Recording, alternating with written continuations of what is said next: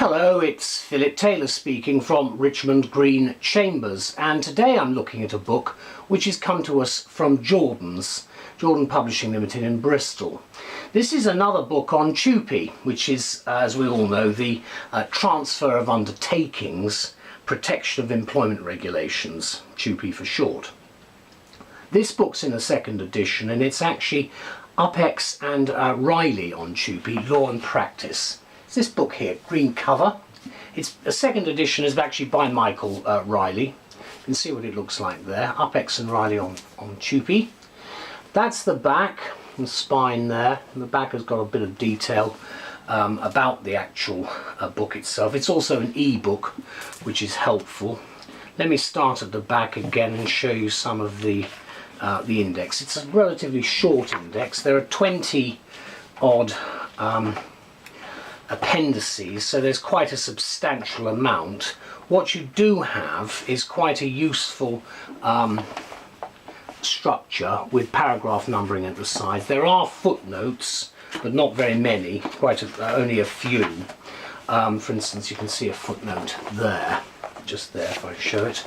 But what you do have, which is quite useful at the end, is you have some annexes on guidance, which I think is also helpful, because this is really very authoritative work on the whole issue of TUPE. I've done a couple of these cases myself, and you do need a book of this nature. That's the actual front there.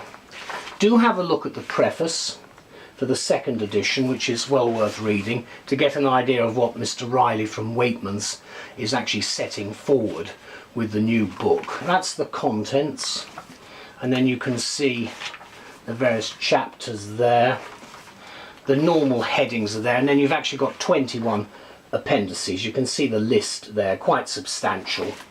Then you've got tables of cases and statutes, of course, there. Then you go into the statutory instruments, the European legislation, and then you go straight into the introduction itself. And there's a bit of history talking about the common law position, and then we look at where the European Union influences come. And as I say, there's a lot of very useful information in this publication, which will be of use to lawyers, but actually to a much wider readership, I think, as well. So thank you very much to Jordan's. Do look at the website for the ebook information and any other additional information which they're giving. We've given it a title, which is in the journals and on the web, of the legal framework of TUPE following the new 2014 regulations. The book, as I say, has been written by Robert Upex and Michael Ryley, and Michael Ryley has done the second edition. This is what we say, because it's a brand new book. It just suddenly come into the marketplace, so you may not have seen it yet, even in the summer of 2014. But we say this, implemented over 30 years ago in response to trade union pressure to protect employee rights. TUPE is now well known as an acronym for what refers to the Transfer of Undertakings, Protection of Employment Regulations. And the TUPE Regulations, an ever-evolving and uncertain area of law, typically kicks in to protect workers' rights when one company takes over another. I'm just trying to simplify it a bit, but that in essence is really looking to try and safeguard the position of the employee. And one can see that there has to be a balance which comes in, notwithstanding where you may come from with your views of how much we should integrate with Europe and what we should hear from the European Union about this type of social policy. However, let me continue by saying, as it is very uncertain, as it's this very uncertainty that we're talking about, which bedevils even seasoned lawyers, the new edition of this book, TUPE, will be welcomed, we think, not just by practitioners, as I've indicated, but by human resource professionals and others involved in relevant aspects of business transfers.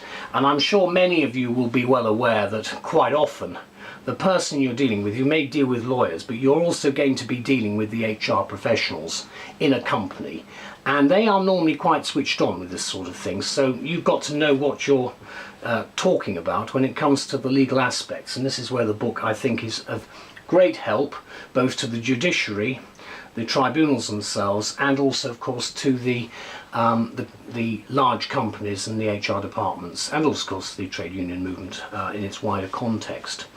As the publishers point out, this is a comprehensive look at the practical application of the law pertaining to TUPE, and a completely up-to-date one at that.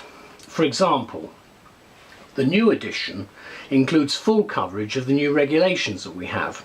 That means the collective redundancies and transfer of undertakings, protection of employment amendment regulations 2014. As usual, we've got very long titles for these regulations, but I think you know what we're actually referring to here. It's basically the update to try to just sort out one or two problems which had become apparent. And it's definitely reason enough, therefore, to publish this as to actually purchase this as a new edition. And as I said, I think it is for a wider audience than just the legal audience. Also, there's significant case law which again does crop up, and it's useful to know how the tribunals are thinking when it comes to TUPE and what we're doing.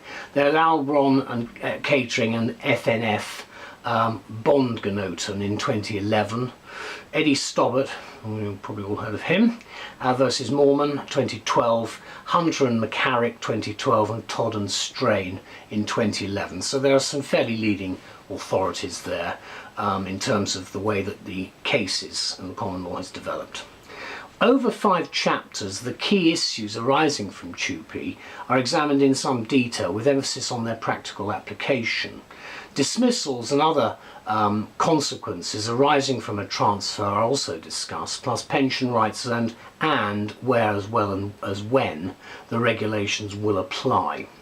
In a global economy, of course, the matter of where is predictably of primary importance, and I'll give you an example here. When discussing offshoring, for instance, the authors point out that since the previous 2006 first edition, TUPE can actually apply to a transfer to another country.